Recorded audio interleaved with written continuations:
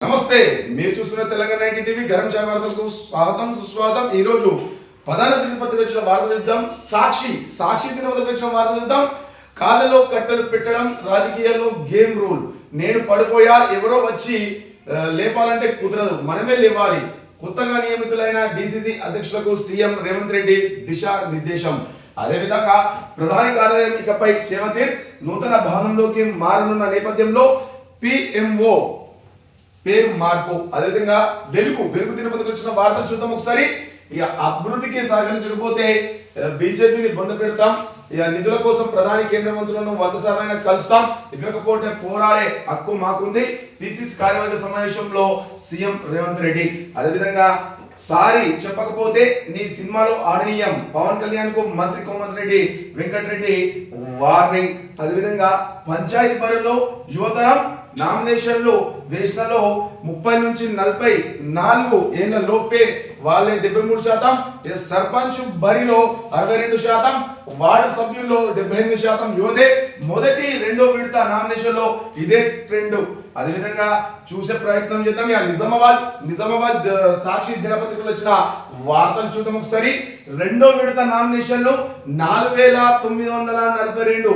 అదేవిధంగా 90 రోజుల ప్రణాళిక, ఇంటర్ విద్యార్థుల ఉత్తీర్ణత సాధన పెంచేందుకు పెరిగిన హాజరు శాతం 75%కి పైగా సిలబస్ పూర్తి. కేజీబీపీలో ఏసీబీ సోదరులు ఇక పిఎంసి నిధుల వ్యయంపై ఆరా, సౌకర్యాలపై విచారణ, రికార్డుల స్వాధీనం. అడవిని వీడిన మావోయిస్టు నేత, జనగామ జిల్లాలో లొంగిపోయిన జిల్లాకు చెందిన లోకేటి రమేష్ కుటుంబం అంతా మావోయిస్టు పార్టీలోనే. జైల్లో భార్య కమల, దండ కార్యాలయంలో వెస్ట్ జోనల్ బ్యూరో సెక్రటరీగా పనిచేస్తున్న తండ్రి స్వామి. అదేవిధంగా మోసమే వృత్తి, ఇక మనం మీద ప్రధానంగా వచ్చిన వార్త చూద్దాం ఒకసారి. మోసమే అతని వృత్తి, గల్ఫ్ దేశాలలో ఉద్యోగుల పేరుతో దగా, దుబాయ్లో సిస్టమ్ వేసి దోసుకుంటున్న గనుడు, నకిలీ కంపెనీలు సృష్టించి ఆగడాలు, పాస్పోర్ట్ సీజ్ చేసిన మరో పాస్పోర్ట్ పొందిన వైనం. ఇప్పటికే జిల్లాలోని పలు పోలీస్ స్టేషన్లలో పప్పా భూమేష్ పై కేసులు. అదేవిధంగా చూద్దాం. ఇక విస్తృతంగా వాహనాల తనిఖీ, ట్రాఫిక్ పోలీసులపై డీసీపీకి ఫిర్యాదు. అదేవిధంగా మీడియా సెంటర్ పరిశీలన, ఇక నిబంధనలు పాటించాలి. అదేవిధంగా చూద్దాం. ఇక వెలుగు దినపత్రిక వార్త చూద్దాం ఒకసారి. ఆమె ఓటు కోసం పాటలు, పురుషుల కంటే మహిళా ఓటర్లే అధికం. ఇక వాహనాలను క్షుణ్ణంగా తనిఖీ చేయండి. ఎస్పీ రాజేష్ చంద్ర. బోధనలో నేటి నుంచి మాస్టర్ ప్లాన్ సర్వే. ఇక అదేవిధంగా తాళం వేసిన ఇంట్లో చోరీ. అదేవిధంగా చూద్దాం. సంక్షేమ పథకాలే గెలిపిస్తాయి, 2 బైకులు ఢీకొని ఒకరు మృతి. ముగిసిన రెండో విడత నామినేషన్లు, 2 రోజులు రైల్వే గేట్ బంద్. జీపీఓ వద్దని తహసీల్దార్ కు వినతి, వేతనాలు పెంచాలని సిహెచ్సి సిబ్బంది ధర్నా. ఆర్మూర్ మున్సిపల్ కమిషనర్ గా రవిబాబు. అదేవిధంగా చూద్దాం. మేకలమ్మి సర్పంచ్ పోస్టుకు నామినేషన్, ఇక కొత్త లేబర్ చట్టాలతో కార్మికులకు నష్టం. చూద్దాం ఒకసారి. ప్రధాన దినపత్రిక వచ్చిన వార్తలు. ఇక వెలుగు దినపత్రిక వచ్చిన వార్త చూద్దాం ఒకసారి. పంచాయతీ పరిధిలో యువతరం నామినేషన్ వేసినలో 30 నుంచి 44 ఏళ్ల లోపే వాళ్ళే 73%, సర్పంచ్ బరిలో 62%, వార్డు సభ్యుల్లో 78% యువతే.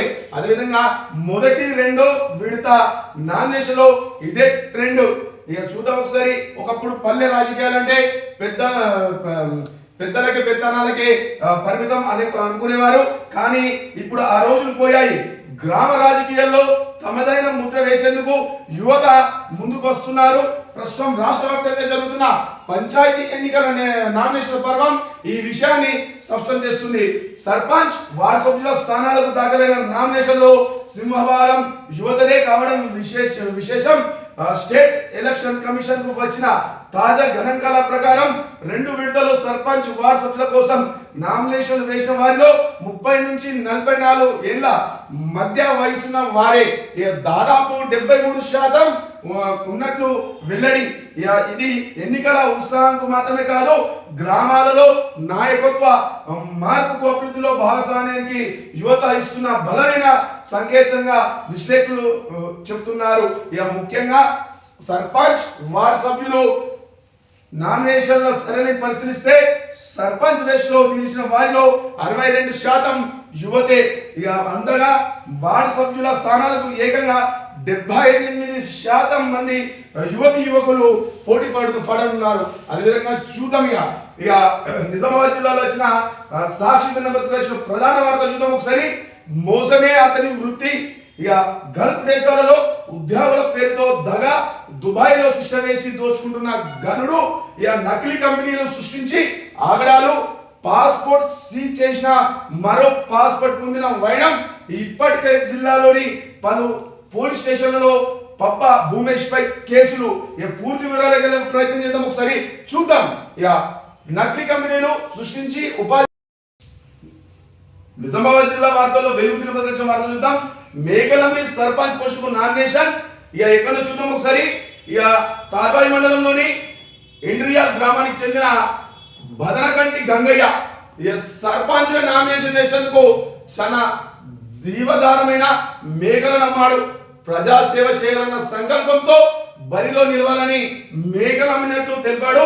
విషయం తెలుసుకున్న గ్రామస్తులు చాకలి భాగ్య, చాకలి కిష్టయ్య, సంతాషి గారి, సుధాకర్ రావు తదితరులు విరాళాలు ఇచ్చి అండగా నిలిచారు. ఇక మంగళవారం గ్రామంలో ప్రచారంపై సైతం నిర్వహించారు.